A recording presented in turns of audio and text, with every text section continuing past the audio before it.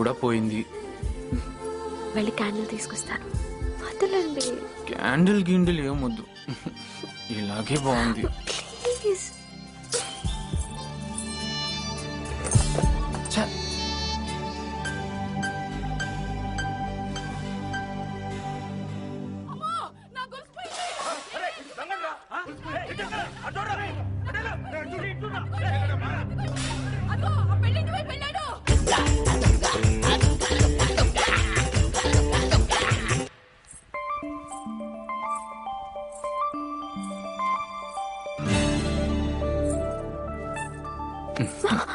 నువ్వు candle light లో చాలా బాగున్నావు.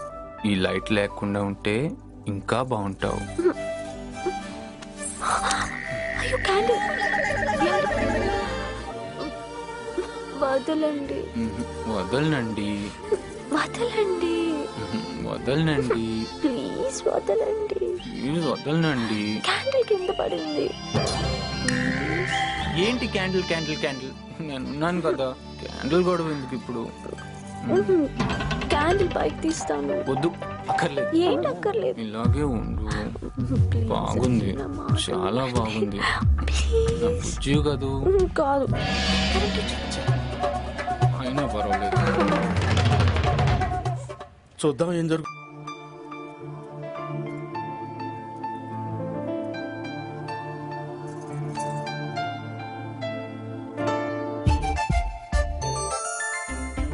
అమ్మయ్యా, ఓ గంట గడిచింది. అమ్మో, అప్పుడే ఒక గంట వేస్ట్ అయిందా? ఇలా అయితే చాలా కష్టం. ఏదో ఒకటి చేయాలి. చేస్తా.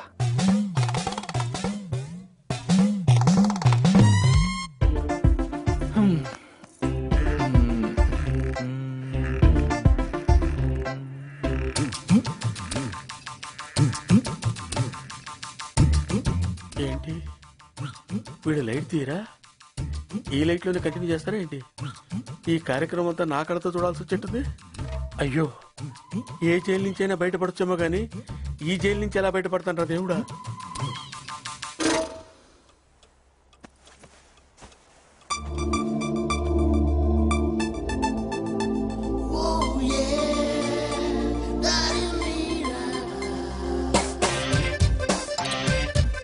ఏం చేస్తున్నారు? ఆ యాపిల్ పళ్ళని ఎలా తిందామా అని ఆలోచిస్తున్నాను. ఈ తాళం చెవేంటి? ఇదా? దొంగ తప్పించుకున్నాడుగా, పొరపాటున వాడిటొచ్చి తలుపు తోస్తే తొయ్యని. ఏముంది ఇక్కడ చూడటానికి? ఏది చూడకూడదనే తలుపుడిపోకుండా తాళం వేసుకోమంది బామ్మ. అందుకే లోపల నుంచి తాళం వేసా. తాళం వేసారా?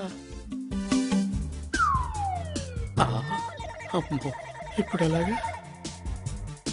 అయినా ఈ ఊరికి దొంగలు కూడా వస్తారా? ఎందుకు రారు? ఒకసారి ఇలాగే మా పక్కింట్లో దొంగ దూరితే ఎదురుగా ఉన్న గడ్డివాంలో వేసి తగలపెట్టారు. తగలబెట్టారా? నిజంగానా? అవును. అప్పటి నుంచి ఏ మెంటలోడో తప్ప ఎవడు ఈ వైపుకి దొంగతనానికి రాడు. అయితే దొంగలు ఎవ్వరు ఇక్కడికి రారన్నమాట. ఎందుకు రారు? దొంగ ఈ రూమ్ లోనే ఉన్నాడు. అందుకేగా తాళం వేశాను. ఏంటి, ఈ రూమ్ లో ఉన్నాడా? అవును, ఈ రూమ్ లోనే. మీరే పెద్ద దొంగ. ఎక్కడ దోచుకొని వస్తున్నావు? అన్నీ దాచేసుకుంటూ. మీ ఊళ్ళో దొంగల్ని అందరూ ఇలాగే గిల్లుతారా? నీలాంటి దొంగల్ని ఇలాగే గిల్లుతారు. అలాంటి దొంగల్ని కత్తితో పొడుస్తారు.